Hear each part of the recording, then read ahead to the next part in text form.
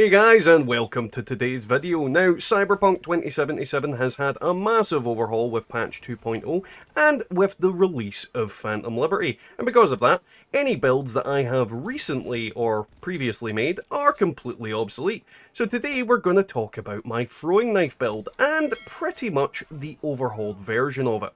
Either way guys, don't forget to leave a like, a comment and subscribe. So if you're not familiar with this build already, essentially I use the Sandevistan to mimic Dio Brando from JoJo, and I basically go Zawaldo, freeze time, and do a lot of shenanigans involving throwing knives and slicing people up. It's a very fun build and is still entirely plausible and possible in the new version of the game. What I will say is this is the end result of the build, not the building up to it through lower levels. So I'm showing you what you should aim for and go for at the end of the build. I'm not going to go through what you're going to be using in the beginning and how it's going to play in the beginning, but that's the way it goes with these types of videos. So obviously the best place to start would be the skill tree. And what I will say is we aren't currently max level, but for the way the build works and the way the build needs to function, this is an actual complete build. The main stuff that I would be popping my remaining points into are likely going to be in the body tree, but all you can see is I've got at the moment is painkiller. It's just kind of regeneration perks that I'm going to focus on. Everything else is kind of irrelevant, might even get some of the vehicle perks, but most of the perks that I have are what I need and what I want to use. So I'm not really concerned about anything else currently. Now you can see that we have 10 body, 20 reflexes, 20 technical ability, and 20 cool. And we're only going to pump points that are remaining into body because intelligence is nigh unimportant to us. All of this is related to quick hacking, and because we're using the Sandevistan, it is completely irrelevant to us. This entire tree is pointless. There's no point putting any points into it other than for, character prompts from when you're speaking. Outside that, no point in intelligence for this build. So first off, we're going through the main skill tree of this build, which is the cool tree. Now, as you can see, we have completely maxed out everything on both sides of this bit. This is the kill murder side. This is the stealthy stealth side. So we'll go through the stealthy side first. Now, this is feeling footwork. It increases your movement speed and your mitigation chance. Mitigation reduces the incoming damage that you get. And essentially, you want as much of that as physically possible. Then we have Unexposed, increases our mitigation chance while aiming while behind cover. Then this, in small target, gives us mitigation chance while crouched or not moving, and when you combine the two, that's a 40% extra mitigation chance. Then we have Blind Spot, which the higher our mitigation chance, the longer it takes enemies to detect us, which is always good. Take note, this is only while crouched. Then we have Ninjutsu, which increases our crouch movement speed, then our mitigation chance, and finally, with the last level, unlocks the ability to sprint while crouched. Very good for running around. Then we have Serpentine, which increases our mitigation chance while crouched. Now again, this basically means that when we are not moving, or when we are moving, we're getting quite a lot of mitigation chance. This essentially rounds out the crouching side of it. Then we have Shinobi Sprint, which decreases our stamina cost for crouch sprinting during combat, which is very good if you like hiding behind walls and just moving really quickly. And as I said, crouch sprinting is awesome.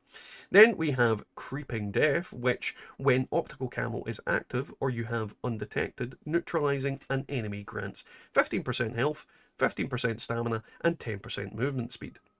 Now, as you can imagine, we are definitely using optical camo with this build. Optical camo is probably one of the most broken items you can get, so it's very good and very good for just getting around enemies and avoiding fights. Then we have Vanishing Act. Optical camo activates automatically, consumes its charge gradually while crouch sprinting or sliding. The good thing about this is that you don't need to consciously activate optical camo. You can use it to sneak around obstacles and get around the area very quickly. And the sliding mechanic is pretty fun as well, especially when you see what we've got later on the build.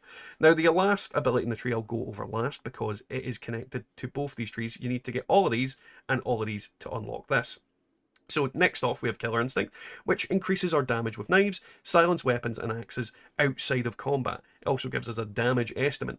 The two abilities to the side of it increase the chance that we're not going to be detected, and essentially increase our movement speed when we take people out. Next up, we have Scorpion and Sting, and this reduces the recovery time for throwing weapons. Now, if you don't know how throwing weapons work, you throw a weapon, after X amount of time, the weapon will return to you. This reduces that length of time.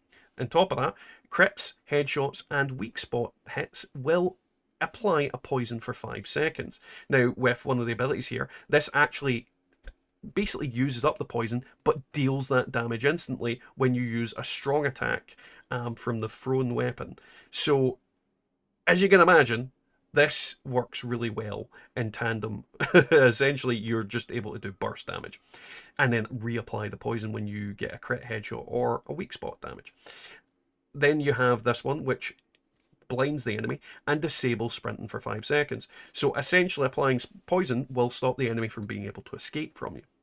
This one just adds some extra damage on crits and headshots with thrown weapons, and this one allows you to poison things you wouldn't usually be able to poison, a la mechs, robots, drones, and turrets. Next, we have Juggler, and this reduces our recovery time for throwing weapons. It also increases our headshot and weak spot damage with throwable weapons, and has the instant cooldown reset. So for all throwable weapons after neutralizing an enemy, with a throwable weapon via headshot, crit, hit, or poison. What this basically does is you get your throwing weapons back instantly. So if I throw 3 knives into a guy's chest, and this were to activate, I would instantly get all those knives back, which is very handy. Then we have the Sleight of Hand, which increases our crit damage whenever Juggler is activated. So if I kill an enemy 3 times in a row with Juggler, we basically get 60% crit damage. This can stack up to 5 times, and you can basically just constantly be getting more and more crit damage. Now, finishers are a new thing in Cyberpunk. Essentially, when an enemy is low in health, you can press F and you will automatically murder them. This is going to restore 25% of your health, and in this case will activate Juggler, which then activates Sleight of Hand. So you can see that this basically just gives us crit and a load of damage. Then we have Pounce, which increases the distance we can use the finisher from, as well as gives us the chance that the more throwing knives you put into somebody, the more susceptible they are to potentially allowing a finisher, which is just fun. And the last ability in this tree is Style over Substance.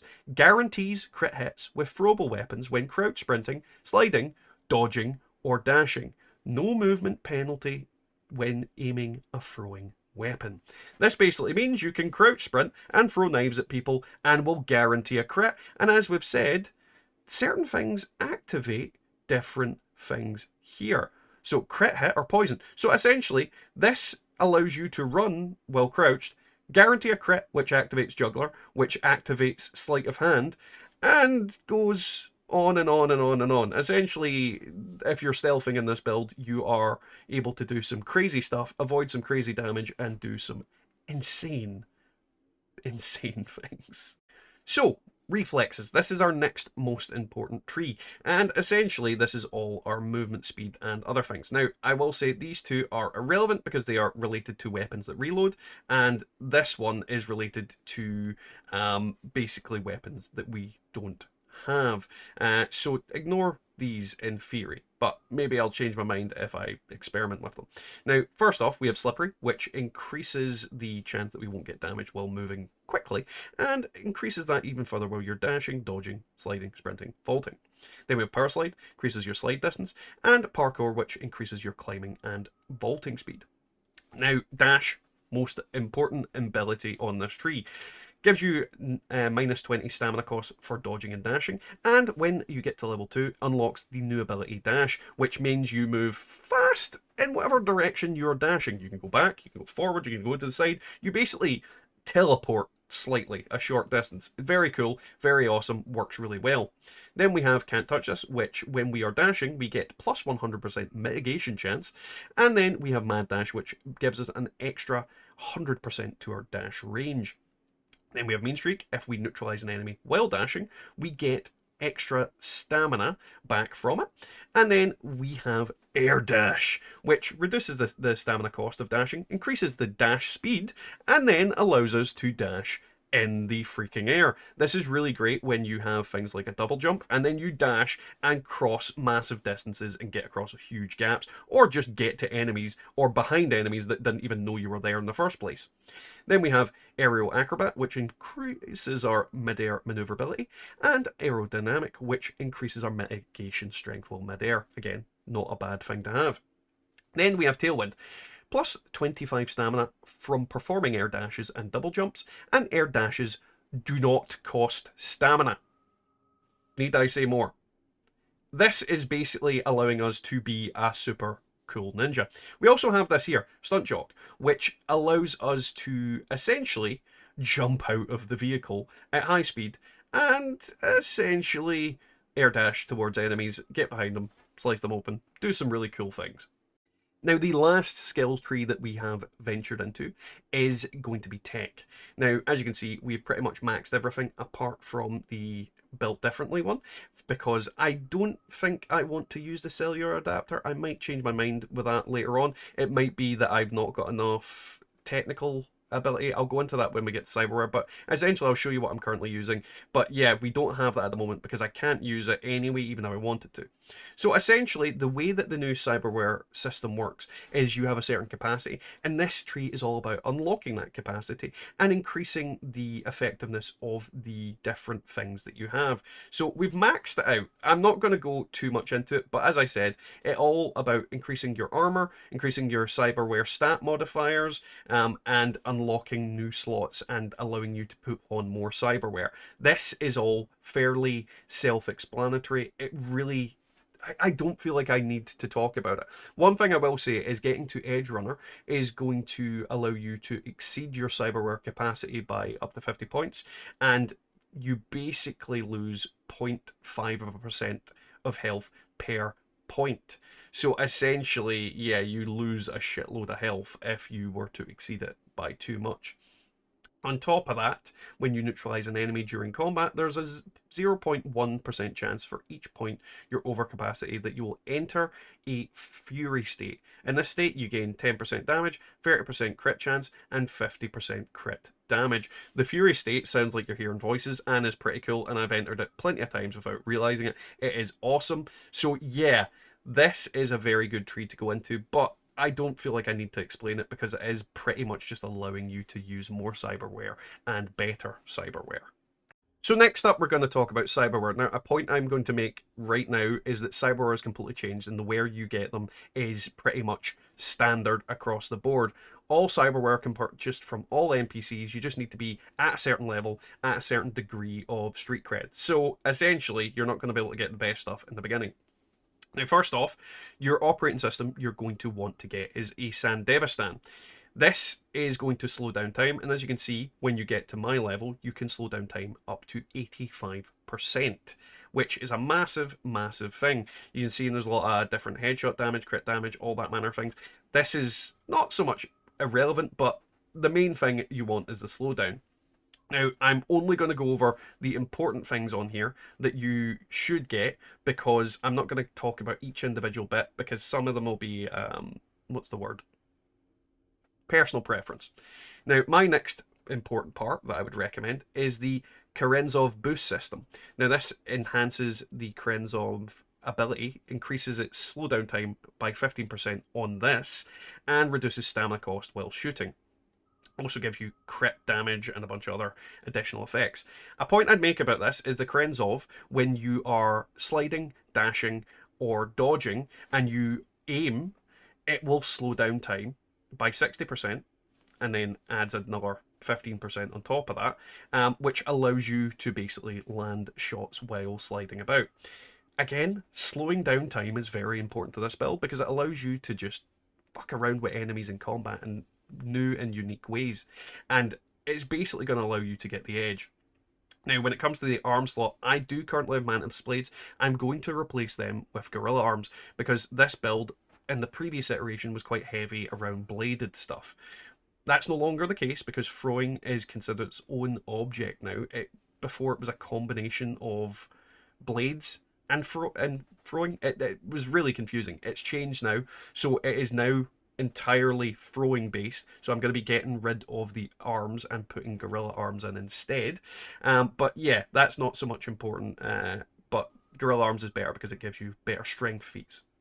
Now, when it comes to all this stuff here, it's pretty much to increase our melee damage, throwing damage, and our mitigation strength. The same goes for the bits here. It's all to do with armor and reducing damage and increasing health.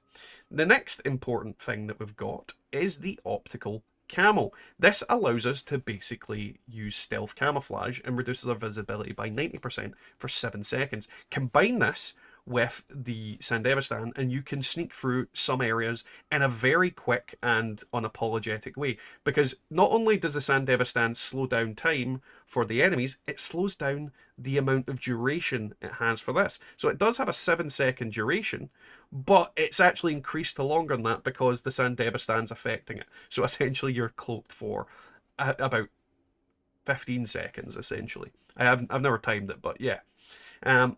Now, when it comes to eyes, you pretty much can't really do much when it comes to eyes. You just need to get better and better eyes that are going to give you better modifiers. Just equip whatever. But when it comes to hands, the one you want is the handle wrap. This is going to give you 23% crit chance when throwing weapons for 6 seconds. When you equip a throwing weapon, or change the throwing weapon. Essentially, because when you throw the knives, they're out of your hands, you then equip the next weapon, and this is basically allowing you to have a huge amount of crit chance constantly. So it's a really good one to have. Then we have in here the micro rotors, which gives us 23% melee attack speed. Now, a throwing knife is still a melee weapon when you're using it in melee range to do melee stuff. So this gives you a crazy attack speed because they are quite fast weapons to begin with.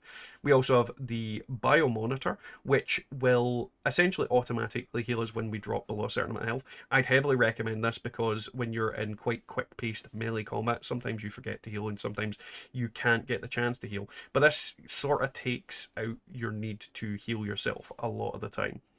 And then the last effect here is Black Mamba, which against poison enemies gives us 90% poison damage reduction, 18% all other damages, and increases a bunch of other weird kind of headshot multipliers and all that kind of thing. It just basically makes us do more damage to poison and whatnot. Now, when it comes to legs, there is only one choice, and that is the reinforced tendons. This allows us to double jump. There's nothing that needs more to be said about this. This is far better than any other leg enhancement you can get. Get the legs that let you double jump. Yeah, that's a Cyberware. Now, something I'm going to say about gear is that armor doesn't matter anymore. It's irrelevant. Ignore armor, period.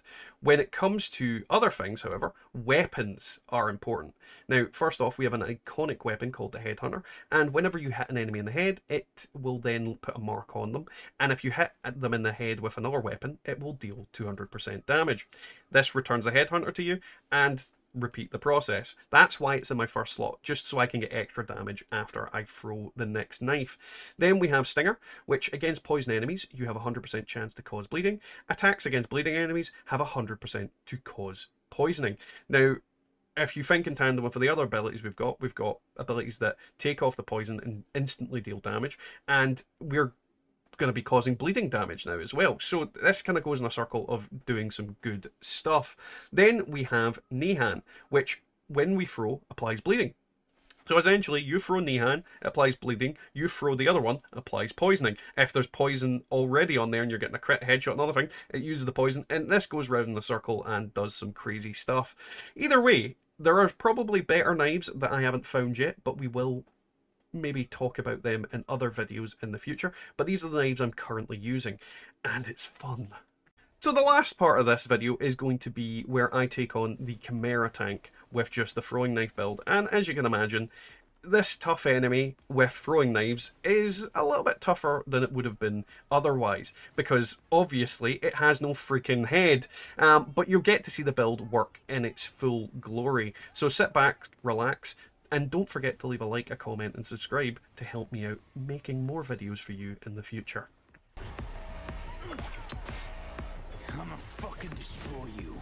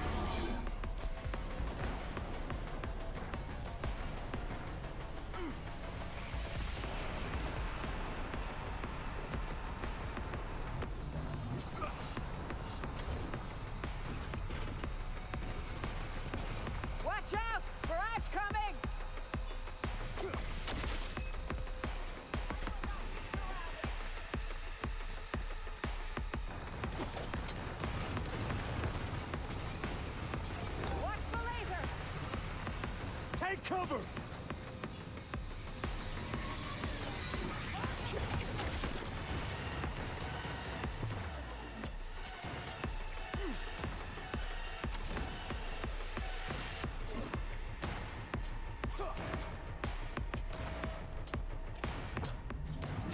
Toxic gas!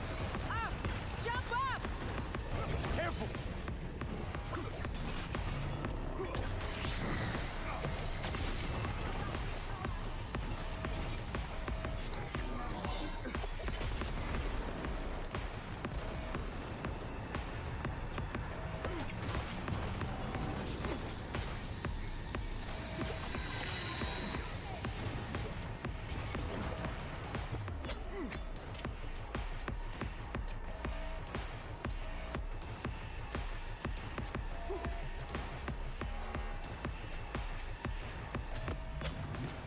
Keep it safe!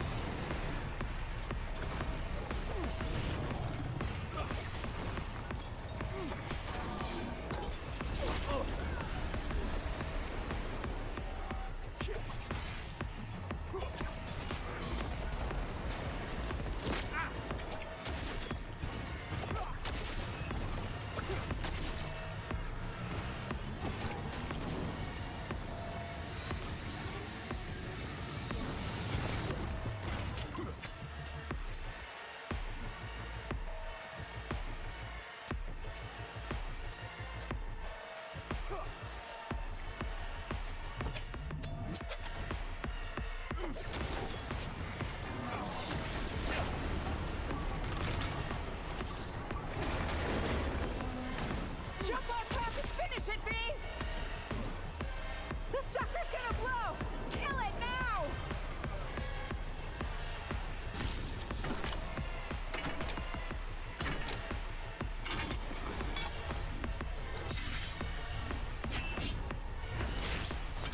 V, catch! Give it a take! Rust and piss, shitbot!